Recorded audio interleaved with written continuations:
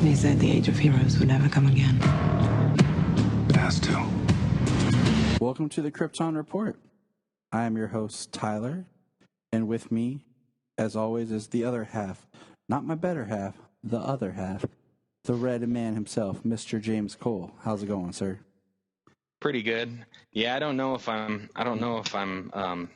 with all my Kryptonian powers, I don't know if I'm up to the task of being your better half. I think Jew's better than that, or better than me for that. There's only one who can do that. This got really awkward. We just started. It's all good. Gotta throw you guys off. And then there's the voice of Brian the Bat. What's up, man? Hey guys, what's up? All right, so we're just gonna get into it. No hanky, no like beating around the bush, nothing. We got news that HBO Max in 2021 is releasing what's now being called, and I will refer to it from now on, Zach Snyder's Justice League. Woo! So it's no longer the Snyder Cut. Snyder Cut! It's now Zack Snyder's Justice League. And I feel good, man. Like, I had that, like, yesterday, I watched the first two trailers again, like when they were, you know, the Comic-Con sneak peek, and then the first trailer when you could tell it was still Zach footage and everything. And I don't know, I just feel... When you still had hope. I just feel good again. Like, how are you boys feeling? Just an overall general, like... How are you feeling? Well, I mean, I'm super freaking excited. I mean, this here just shows you that the announcement of Zack Snyder's Justice League here now just shows you that the saying, you know, one man's trash is another man's treasure. People out there are like already bashing Zack Snyder again because he's actually getting to finish the movie and the series of films that he began. He's actually getting the opportunity to complete it the way he would have completed it, which, you know, as an artist, that's, I mean, somebody tearing down what you did and literally using the bones of what you did to create something that they just, I don't even know what they were intending. You know what I mean? So, yeah, and with what you're saying, I mean, we just want to point out that artistic integrity, I mean, that's huge. I said this to Brian earlier, and I've said it before, but I don't blame Whedon for the Justice League we got, because everyone calls it, because there's all kinds of documented history about what happened, but basically, Whedon was hired to write pages, to oversee reshoots, that it basically ended up him then reshooting a majority of the film, and then kind of guiding it in post-production. He was hired for a job, he ended up getting more done, and Justice League became another kind of studio project, where it was being shepherded and conducted by a studio more than a filmmaker. So it became something, and I mean, and I like, here's my thing, is the problem with this film is that we knew that so much more existed. You know, Justice League, we had seen trailers with footage that was not in the film. We had seen altered scenes in trailers that were different in the film. We had seen pictures and snippets and TV spots, all with this footage and these images that were not in the final film. So it was one of those things that we heard stories about what was filmed, what the heart of the story was going to be, and the actors talking about these certain scenes that were not part of the movie. So we knew so much more existed than what we got. And that's really what helped push this movement, was knowing that there was more out there. Well, just knowing that so much of what he did that should have been there. I mean, it wasn't his film. I mean, when you watch it, you can and when you watch it and you watch it a couple of times, you can see the seams. You know, Yes. you can see where they used the principal photography footage and then reshot so many of the close-ups and certain group scenes and stuff to completely change the dialogue and change the narrative of the story. I mean, it seems like all the research were done in like one soundstage with like one or two sets and a bunch of green screen. Because, and I don't want to dive into all that because James and I covered that pretty well when we did our Justice League. Was it 2-year look back or 1 year look back? Was it 1 year? It was 1 year after Justice League. We did a commentary track for it. Yeah. Got to find that episode number. But there, we talked a lot about that in there. I want to focus on the positives here. And that's that. Yeah, that's all history now. Now it's time to be positive and look at what we're actually going to get. We're actually going to get that stuff. For the haters that are saying that, you know, this is just coming about now, it's really great that the reports have come out that to actually have Zack Snyder's Justice League happened in November, when there was that huge Twitter movement of hashtags, retweets, and a push on social media for it, that it actually began then and has been working over in the background. 800 million tweets in a single day. And I do want to throw this out there before we get into some deep discussion. Some people are going crazy about this. I don't foresee... They're not saying that actors are coming back for additional footage. They're saying some additional dialogue or ADR, which is cleaning up lines, adding some lines, but they're not reshooting the actors. Well, that would have been standard place if he would have been on anyways. Period. Right. They do that post-production period, but they ended up completely changing it with the post-production because it actually went into production. I'm saying all this because people are starting to run wild with, they're back, blah, blah, blah. It's back. No, I don't see Ben Affleck as Batman anymore. He's done with Batman. You know, this is like people now are like, oh, we're getting this now. Let's get Ben back as Batman. That's not going to happen. I don't see Zach finishing his 5-movie arc because this Justice League is the Justice League that was shot. And that's another thing to remember. He had 2 movies planned, and then they scrapped kind of part 2, and they condensed a script, wrote a script for 1 movie, and that's what we're going to see. Yeah, I think people get confused about that 5-movie arc, like that was the ongoing thing before he quit. Like, exactly. I think that was the initial, but once they decided to change things come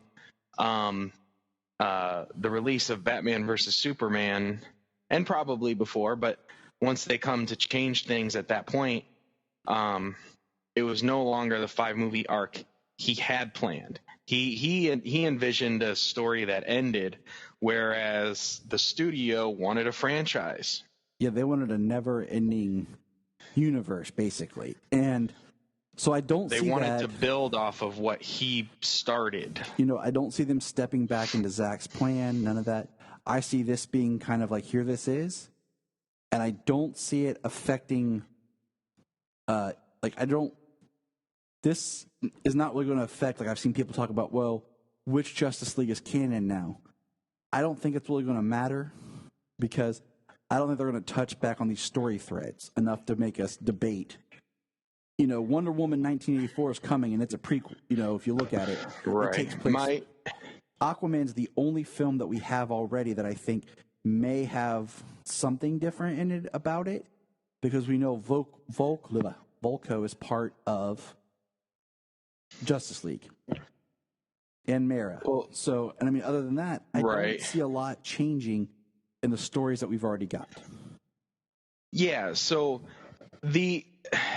my idea, my thought about it is what they envisioned in Aquaman was coming off of, because it was already in production, was coming off of what Zack Snyder had done in the Justice League. What they've done so far, and they've only done Aquaman, Shazam, and Birds of Prey. What they've done so far does not stray from anything. Like, I don't think that it's not gonna start something new and they're gonna switch paths again. Like, right, exactly. That's not what this is. I believe that the course that they've still taken was the course that they somewhat was planning on going down even if Zack Snyder's Justice League had come out. That it's going to be a different film, but it's not going to like reshape the universe. The only thing it's going to give us is a lot more story, a lot more character development, and I mean, hopefully it will give us an into the New Gods and Ava DuVernay if she's still on that, because at this moment she still is. Yeah, I haven't heard anything otherwise.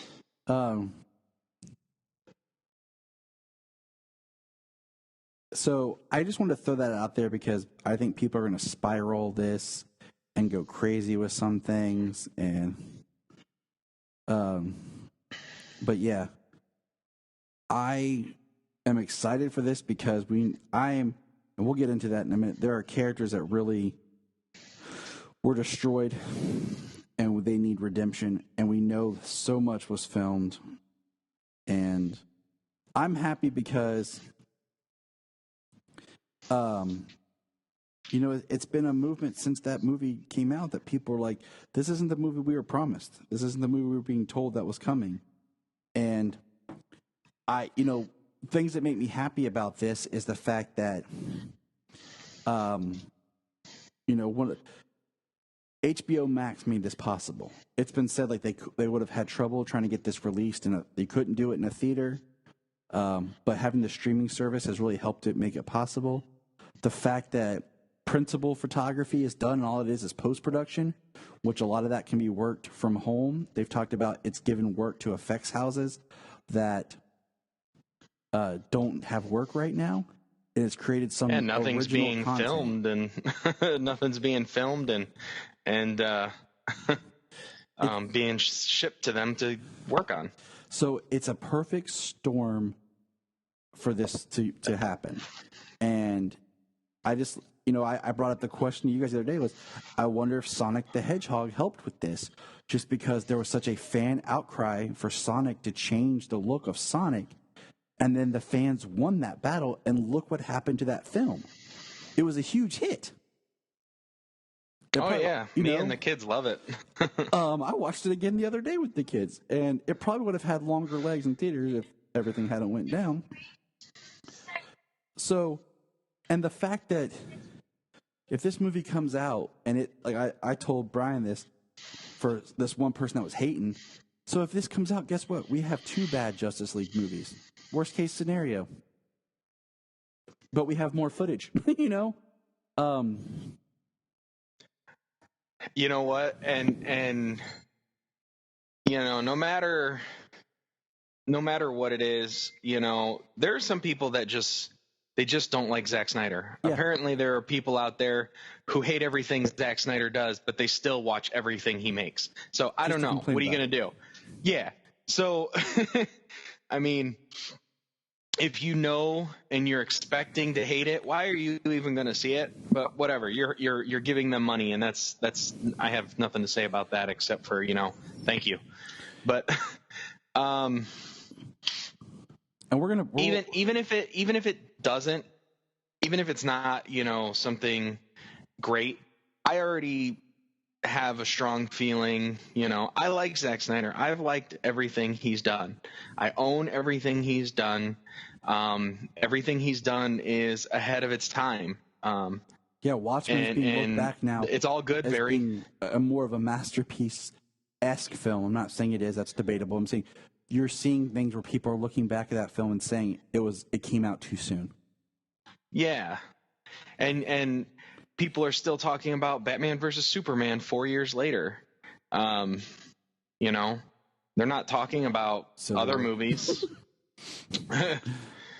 4 years later down the road. They're not talking about Oscar winners still today from 4 years ago.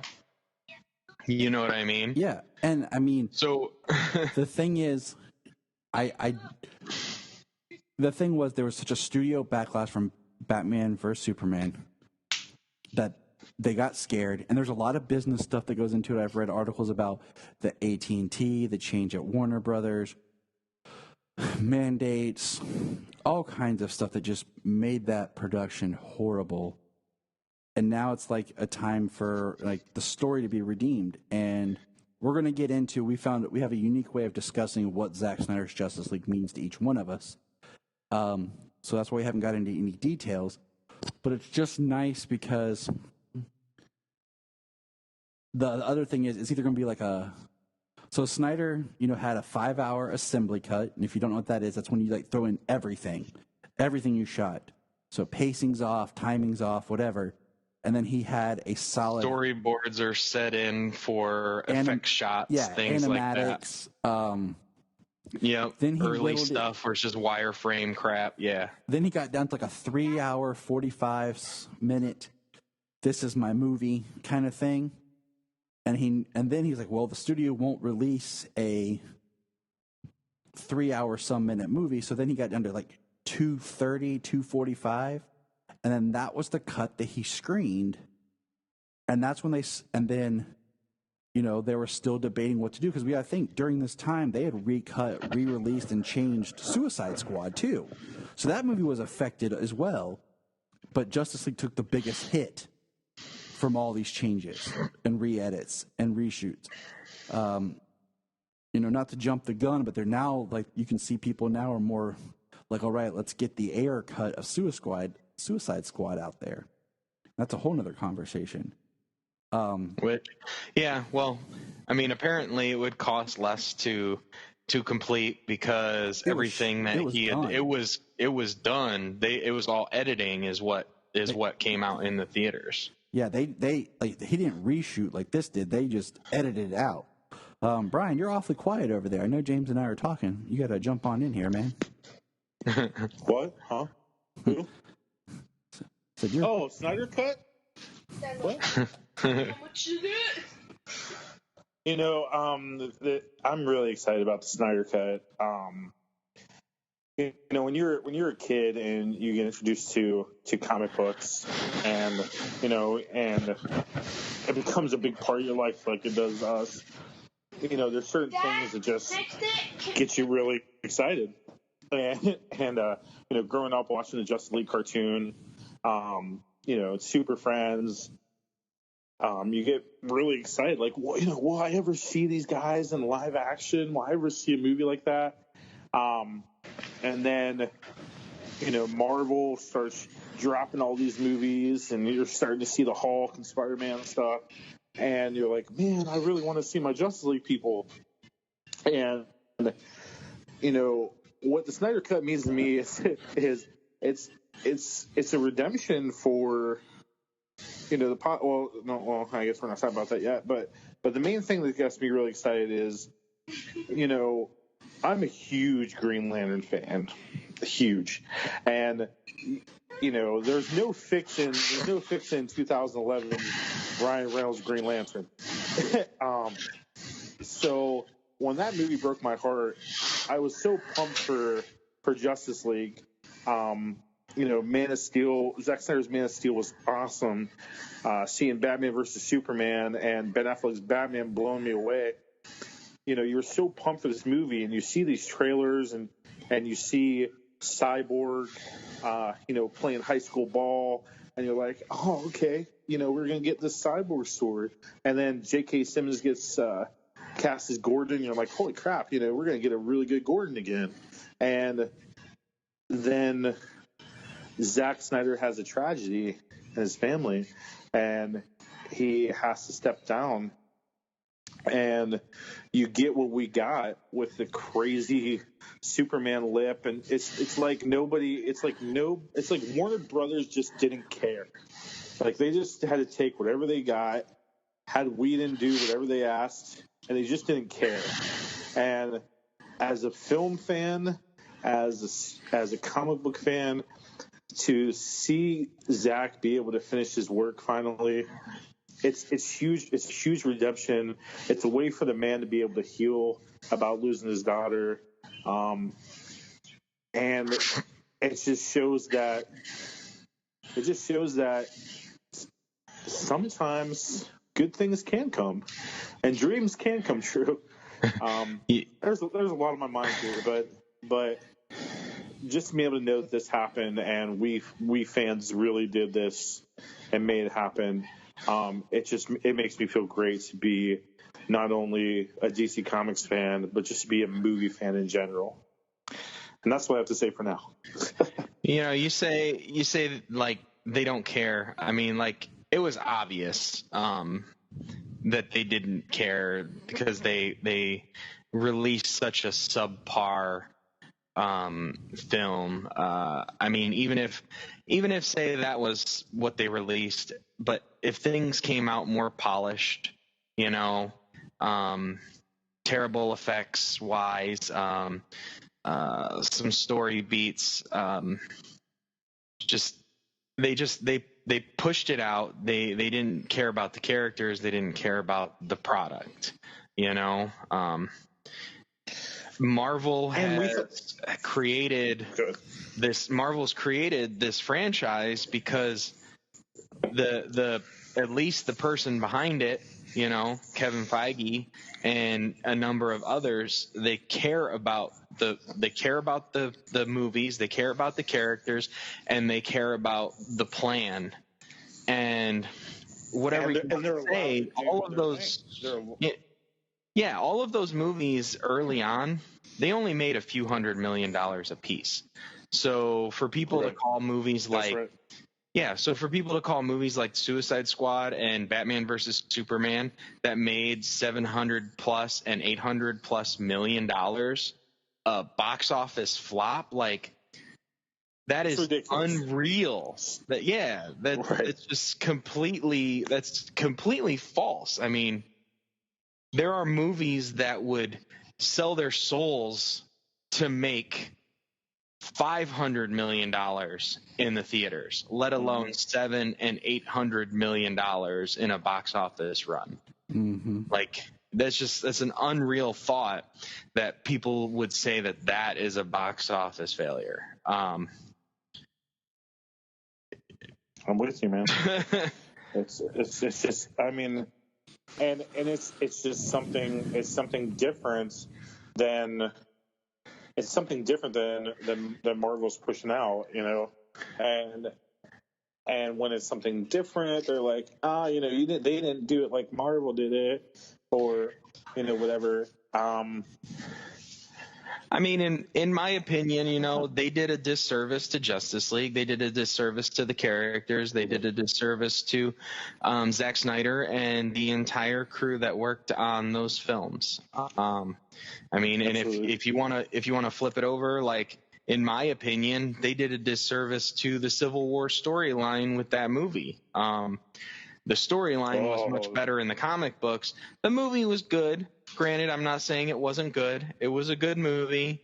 But I feel that they did a disservice to the storyline. I kind of feel, in my opinion, that maybe over there they were like, let's try and get some of these popular storylines in before the culmination of everything, because we're not sure what's going to happen after, the Infinity Saga is over with.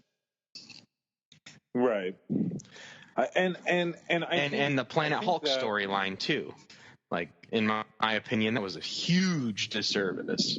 So, it happens on both sides of the street, and I've seen all of the movies, both sides as well. So, but all right, so comic book fan. Let's break it down. And to talk about what this means to us, we each have 5 things that we are excited and expecting to see, from what we've gathered and everything that we expect from Zack Snyder's Justice League. Okay, so we're going to start with Brian. What's your number 5?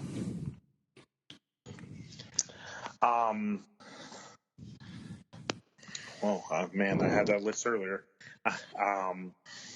Hey, can you stop and rewind? James, what's your number 5?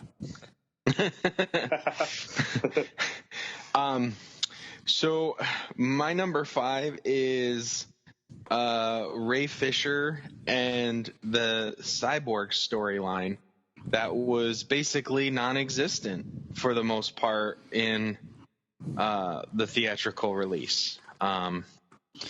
Yes. Very little contention between him and his father. The fact that he's like literally connected to the mother boxes. We got and more of an origin. I mean, we get a tease of an origin in Batman versus Superman, and then we get Hoodie Cyborg for the rest of the movie. Yes. And you know what's crazy is Cyborg's a character I like but not love. But that is the character when I walked out of the theater, I loved Ray Fisher's Cyborg. He won me over. Like I want to see more of this guy. And his first feature film, he came from being a stage actor. He's a young man and a stage actor into his first feature film in a Zack Snyder picture as Cyborg. Like, comic books are such this this blockbuster franchise thing for the last decade.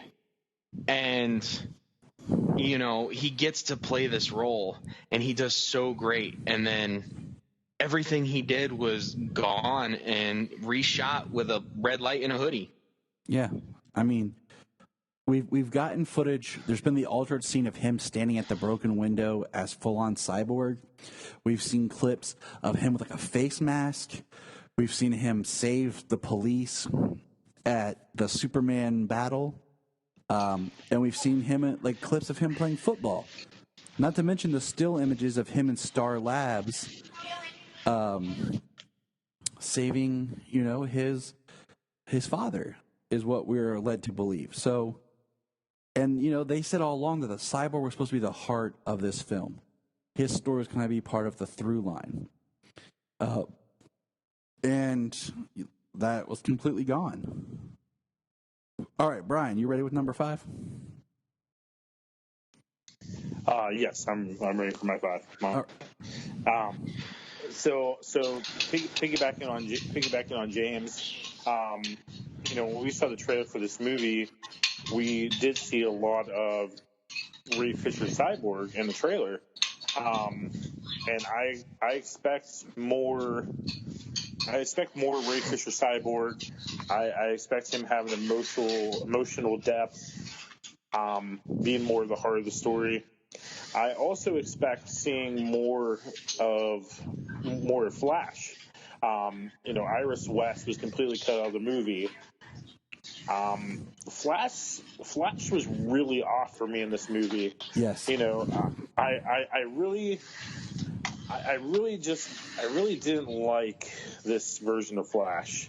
I kind of felt like it almost felt like the movie and Warner Brothers, like, they didn't know who they wanted him to be.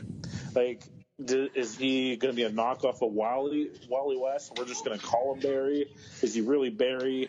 Like, it was so off for me. My thing is, if you watch that cut, the Flash does almost absolutely nothing. The Flash is such a goofball. And you can have him be goofy and energetic.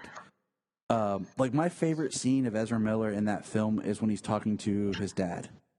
And you can tell that is Snyder footage of him and his dad talking in jail. Well, because it was emotional, it was real.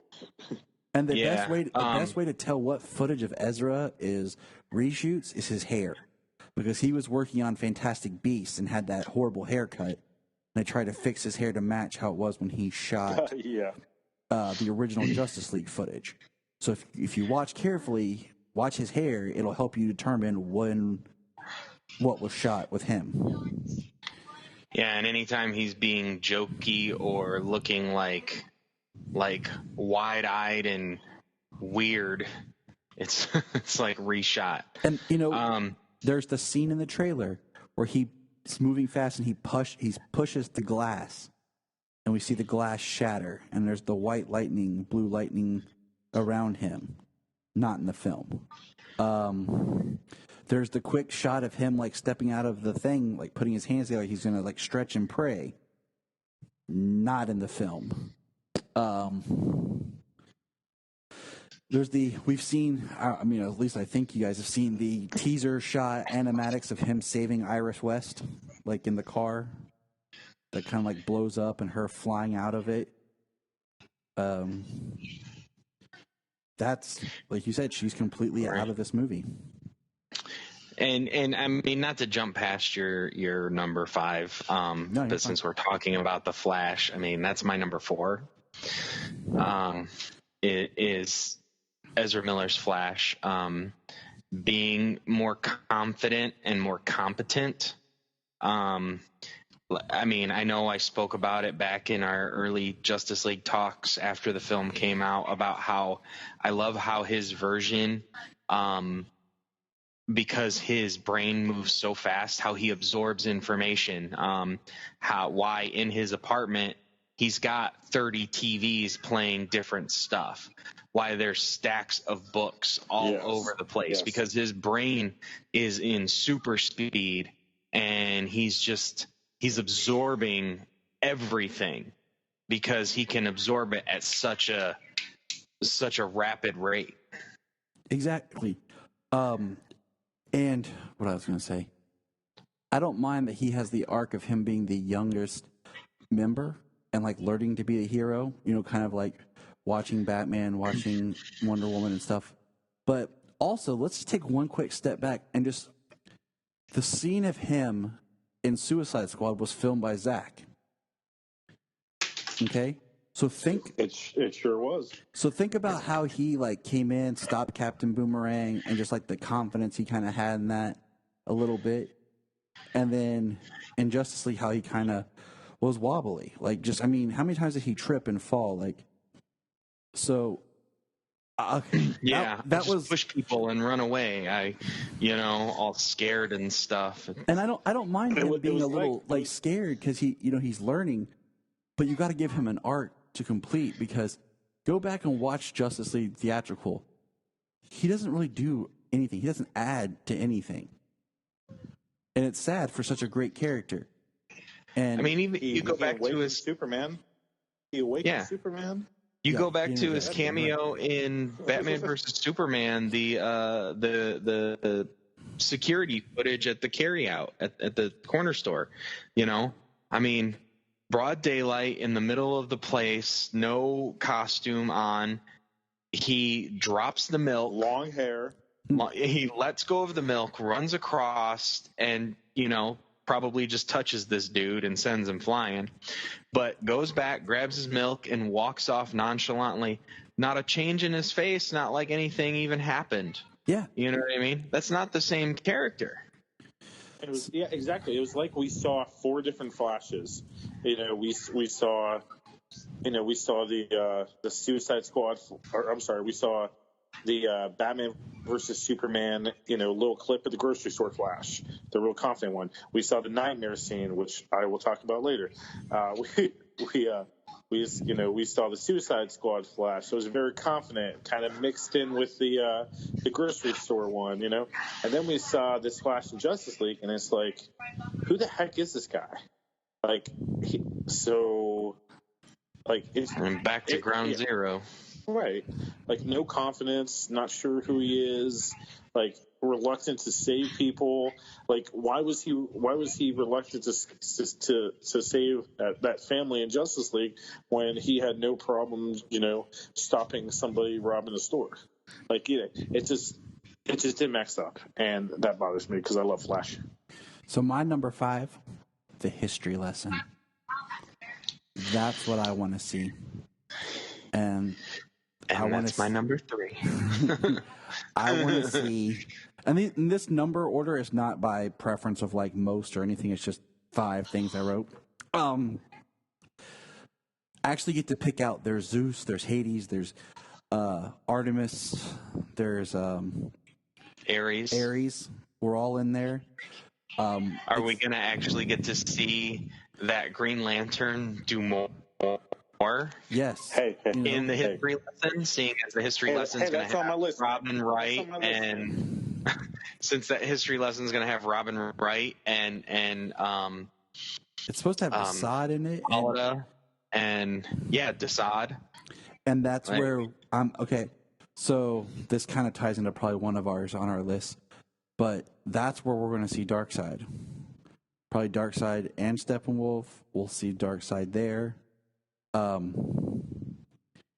I want to see that history that we are promised about, like the very Lord of the Rings-esque opening, where we actually see men and Atlanteans and fighting together, and then we see later when the men bury the mother box, they talk about it like there's, it's very choppy in the film. I want to see this big history lesson that we are promised, this epic opening battle. And what they say it's supposed to be, the history lesson is supposed to be like 20 minutes long. Yeah, it was supposed to be kind of comparable is that what it was? 20 minutes long? Something, because it was supposed to be like that, because it was supposed to be comparable to like the opening of the Lord of the Rings, where we see the armies and everything. It was supposed to be very epic like that. Yeah. And about the history lesson, my main thing on that is Uxas. Yes. It is getting to see young Darkseid trying to take over the world. So we'll spin it back to James, number 4. Well, my number 4 was The Flash. Okay. So we kind of already had our bit of a Flash discussion there. Number 4 for Brian? All right, number 4 for me, Commissioner Gordon. We had a great, amazing actor be cast as Gordon, and they did nothing with him. like all we saw was that rooftop scene that was, definitely edited. Yeah, thank you. Yeah, why would you cover the scene of Batman standing on the gargoyle with the frickin' light in the sky and the clouds and stuff looking awesome to a scene with a frickin' plastic tarp blowing in the wind and blocking him? Yeah. That was an ignorant scene to reshoot.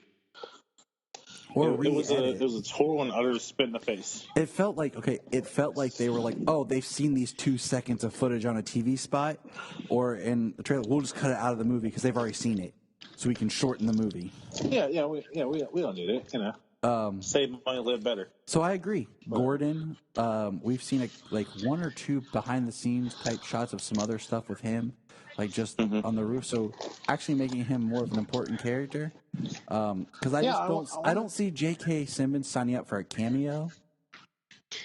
And we got to see and he posted that shot of him working out in the gym being jacked. I was just going to mention that. Like, absolutely. I mean, sure, maybe he's in shape, but it was specifically for Justice League. They were specifically saying something about him being Commissioner Gordon.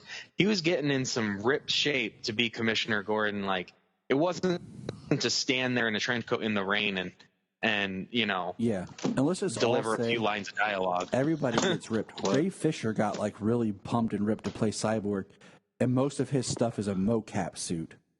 Okay, you know what I'm saying? Like, that tells you something about the dedication of these actors and what they go through. All right, so my number 5. Number 4. Number 4. My bad. 3, 2, 1. Ready? 2 words, 1 name. Deathstroke. We're going to get the official Deathstroke's the one that breaks Luthor out of Arkham. And we'll get the correct. That's going to be sweet. Are we going to get to see Joe Manganiello kill some guards as Deathstroke? Deathstroke's my number 3, so good call. I mean, he looked perfect. He looked amazing as Deathstroke. And, the fact that he was just a wink kind of cameo at the end of the film, and the fact that we were told we were going to be this scene with him breaks my heart. So And I'm not even like I'm not even like a huge like Deathstroke fan. He's just like one of those villains that shows up like cool, you know. That's a good villain to have, and we're gonna get Deathstroke. So I'm excited for that. All right, James, number 3. So my number 3 is the history lesson. I want to see, I want to see Diana, learning about it, from the ancient pictographs, carved and things like that. I want to see the battle with like the Green Lantern and the New Gods and the three races of peoples on Earth, fighting back. I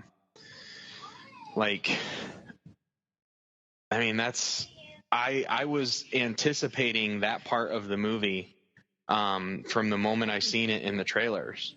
Yeah. And getting Antiope back, in that, I was like, oh, she's gonna be awesome.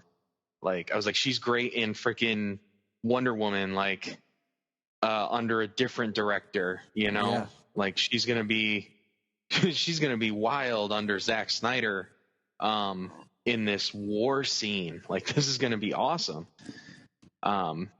So a handful of things in that scene alone, and yeah, I was like, that was as much in this film, that was a huge tragedy of getting I don't know, what was it, a 45-second explanation and vision. I mean, the people who trained, the picture that had gone around, the people who trained to be the guy who played Zeus, the woman who played Artemis, the guy who was the body for Ares. And there was Hades also. And the guy who played Hades. Yeah. Like, they got all these people who are in incredible shape. Yep. To do this massive shot and tons of CGI, to do this incredible, history lesson, this incredible battle for the planet in ancient times. And, we get 45 seconds in a voiceover. Sadly, yes. Okay, so Brian, what's your number 3? My number 3 was Deathstroke. When Joe was cast as Deathstroke, he was so excited about it. Being from Pittsburgh, my hometown, Joe's from there too. He did a lot of interviews, and it was in a lot of papers just how excited about it he was, to play that character and to work with Ben. And there was a lot of talk that, Ben's Batman movie was going to kind of be like him versus Deathstroke. And Joe was just so excited for that role. And there was so much stuff on Twitter before he was announced as playing him, like him reading like Deathstroke comics or Judas Contract. Joe is just such a nerd. Hey guys. Hey. Joe is just bye-bye. Joe is just wow, kids threw me off guard.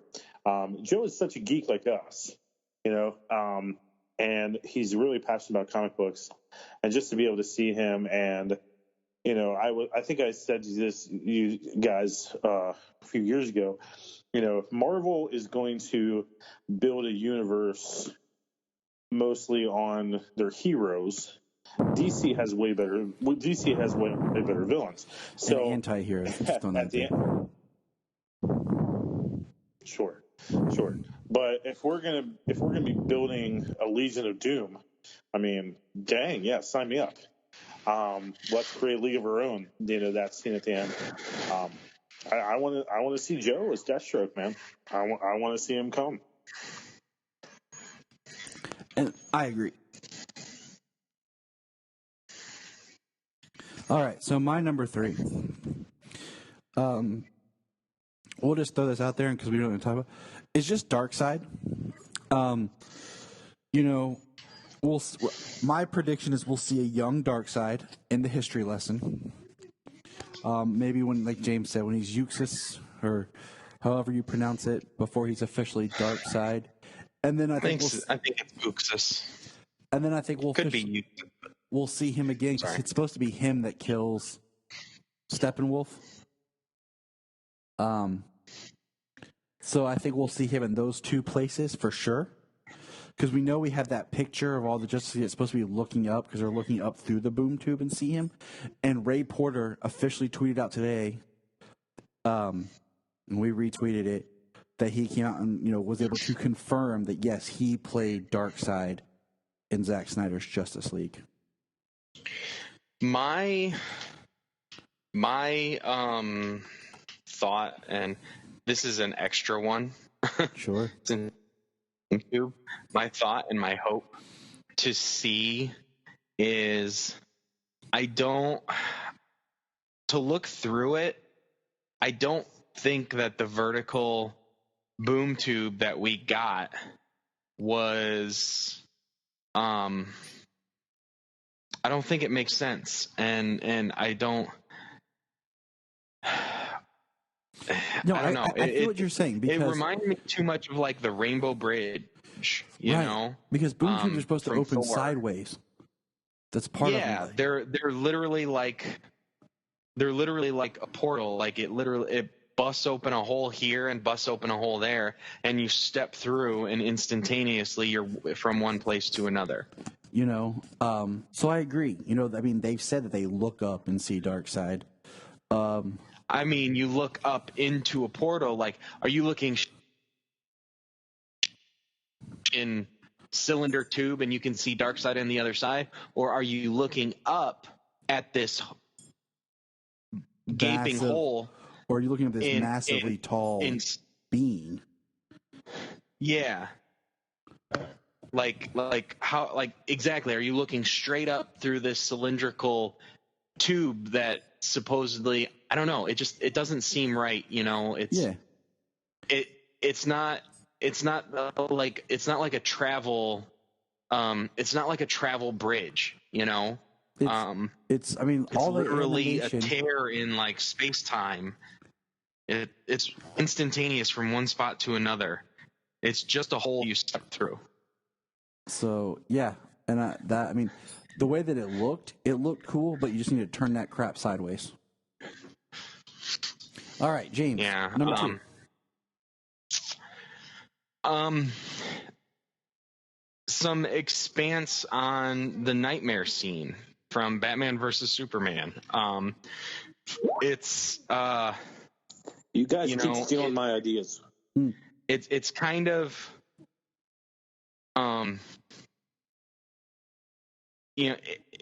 it can seem out of place. He had an idea for where the story was going to go, and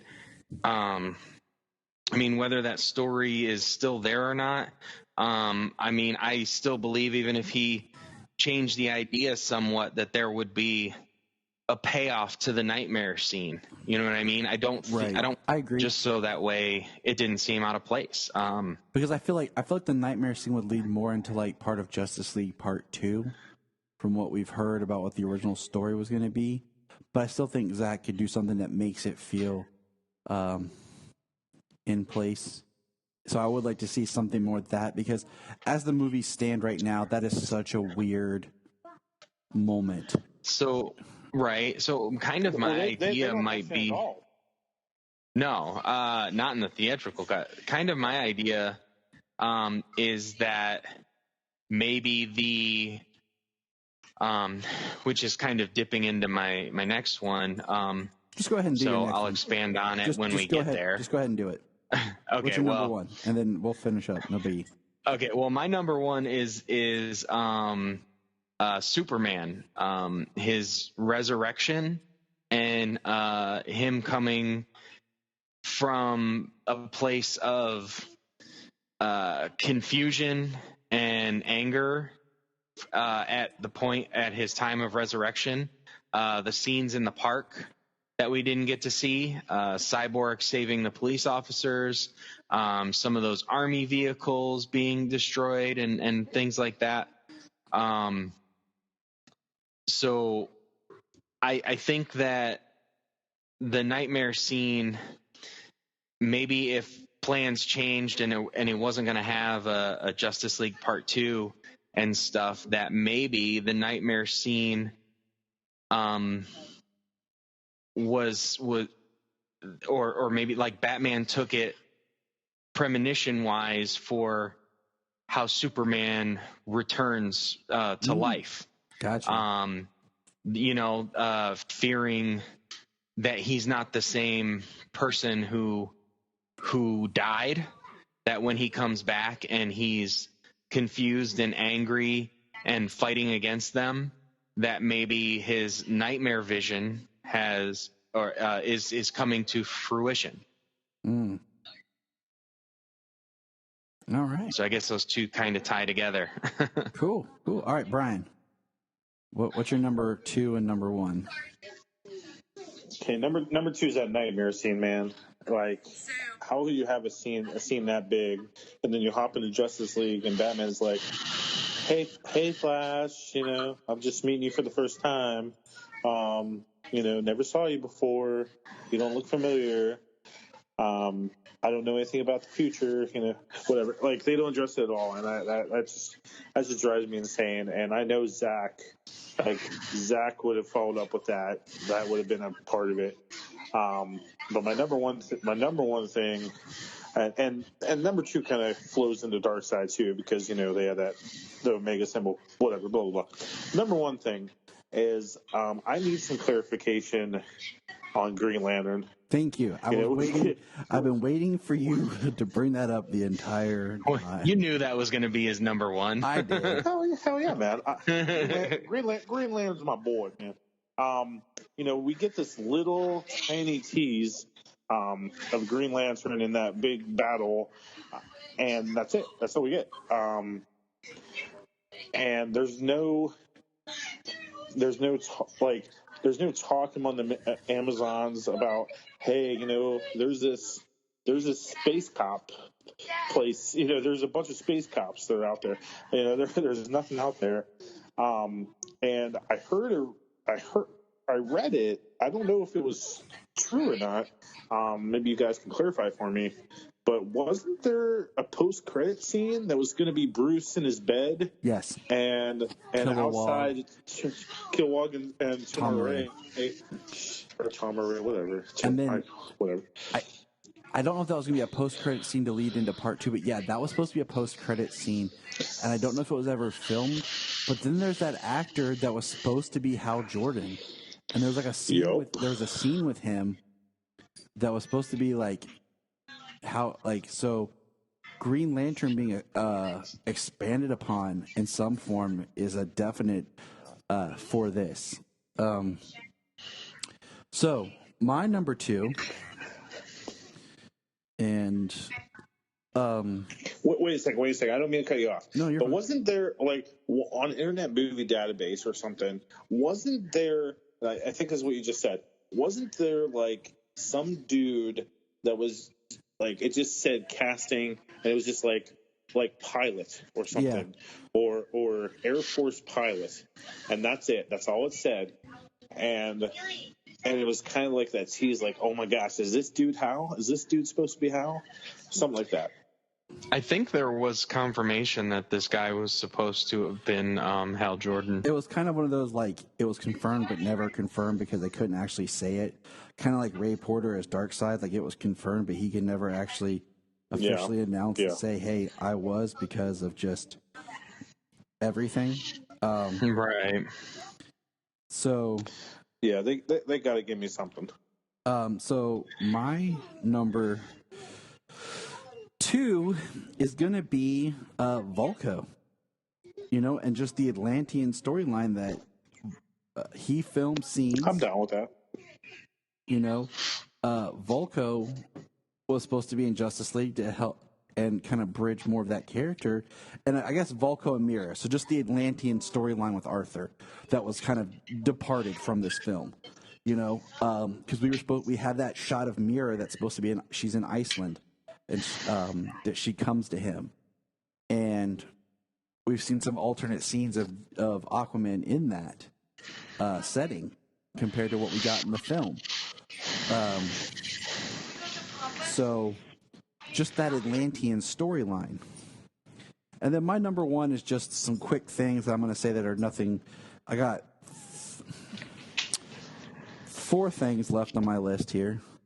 They're just real quick. Nothing really but like the correct look of Steppenwolf, Superman doing the proposal correctly. We got teased in the trailer. Superman in the black costume. And then how they pull off Martian Manhunter. And those were my last quick thoughts. Everything on both of our lists and all of your added stuff, like all of it. I want all of it. Like, yeah, there's the talk of, you know, is it gonna be a 4-hour movie? Is it gonna be a 6-part series on HBO Max? I mean, either one. I want it. 6-part series. If it's 6 hours long, I want it more because I want more. Even if it's all 40, I want more of Zack Snyder's Justice League.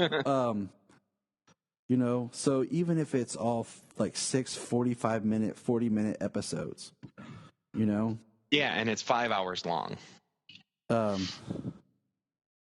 So I don't care. Give me a whole movie. Give me what Zach wanted to give us. And I don't like, you know, because if they do a TV series, they can add extra scenes that slow the pacing because then it's paced to be a mini series compared to a faster film.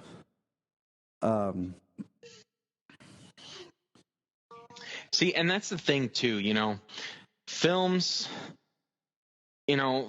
do have pacing. Some people want it to beat to beat to beat to beat, you know, little ebb and flow, kind of goes up and comes back down just a little bit, but then it goes right back up, you know. How many great movies out there are 2.5, 3 hours, 3.5 hours long, you know, even some that are 4 hours long? How many great films out there are just so long? You know what I mean? Mm-hmm. That are like considered classics. I mean, Titanic, Heat. Yeah. Titanic, Avatar. Yeah. No, Godfather. Godfather 3 hours. I mean, even the, you know, and even in the genre, The Dark Knight Rises, which was closer to 3 hours. You know what I mean? Mm-hmm. Like, yeah. And then the very next year, Infinity War comes out, and then the next year after that, Endgames comes out. You know, we have these movies that have done great, and they're 2+, 3+ hours long, and you know they're great. They've done great. You know, when you actually build a story and you have compelling characters and things like that, like that doesn't seem like such a commitment, that amount of time, you know, because it goes by and you're engaged, you know.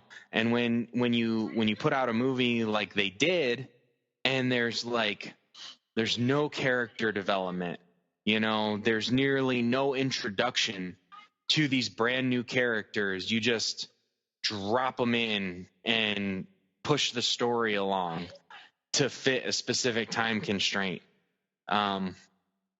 You know, you wonder why so many of the reasons why that movie did bomb. I mean,